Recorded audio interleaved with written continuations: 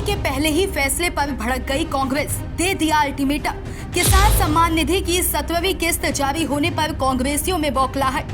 PM Modi के एक हस्ताक्षर पर कांग्रेसियों ने शुरू किया बवंडर।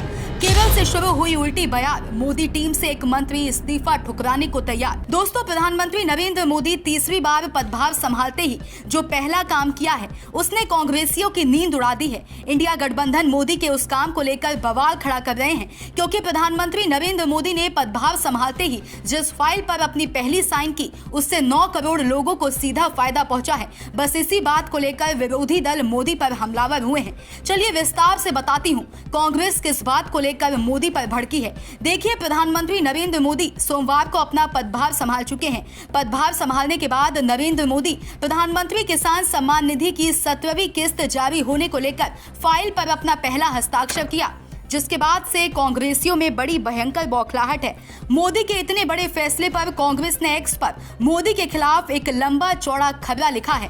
कांग्रेस नेता जयराम रमेश ने एक्स पर लिखा है, 1/3 प्रधानमंत्री का हेडलाइन मैनेजमेंट और पीआर अभियान तीसरे कार्यकाल के पहले दिन से फिर शुरू हो गया है। इस बात को लेकर ढिंडोरा पीटा जा रहा है कि उन्होंने पदभार ग्रहण करने के बाद पहली फाइल पर हस्ताक्षर पीएम किसान निधि की 17वीं किस्त प्रदान करने के लिए किया है। आगे लिखा, लेकिन आप क्रोनोलॉजी समझिए। जयराम रमेश ने लिखा, पीएम किसान निधि की 16वीं किस्त जनवरी 2024 में मिलने वाली थी, लेकिन प्रधानमंत्री को चूंकि चुनावी लाभ लेना था, इसलिए इसमें 1 महीने की देरी हुई। उन्होंने लिखा, पीएम किसान निधि की 17वीं किस्त अप्रैल मई 2024 में मिलने वाली थी, लेकिन आदर्श आचार संहिता लागू होने के कारण इसमें देरी हुई। कांग्रेस नेता ने और आगे लिखा, ऐसे में 1/3 प्रधानमंत्री ने इस फाइल पर हस्ताक्षर करके किसी पर बहुत बड़ा उपकार नहीं किया है। ये उनकी अपनी ही नीति के मुताबिक किसानों के वैध अधिकार हैं। उन्होंने सामान्य और नियमित रूप से होने वाले प्रशासनिक निर्णयों को लोगों को दिए जाने वाले बड़े उपहार के रूप में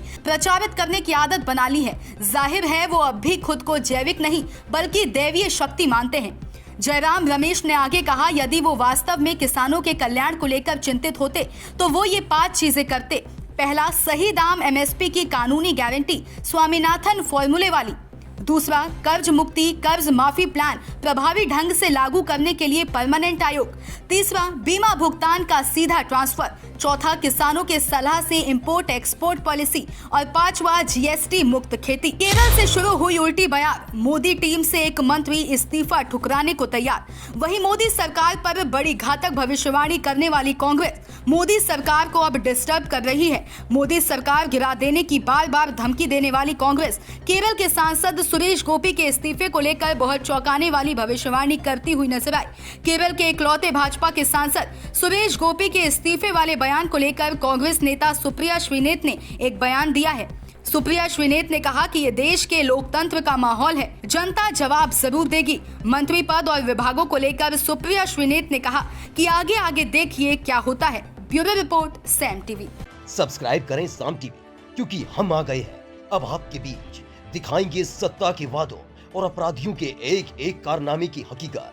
और हाँ, अगर आपके पास भी हो कोई ऐसी खबर तो कमेंट करके हमें बताएं, क्योंकि बिना डर और दबाव के हम दिखाते हैं हर एक खबर डंके की चोट पर।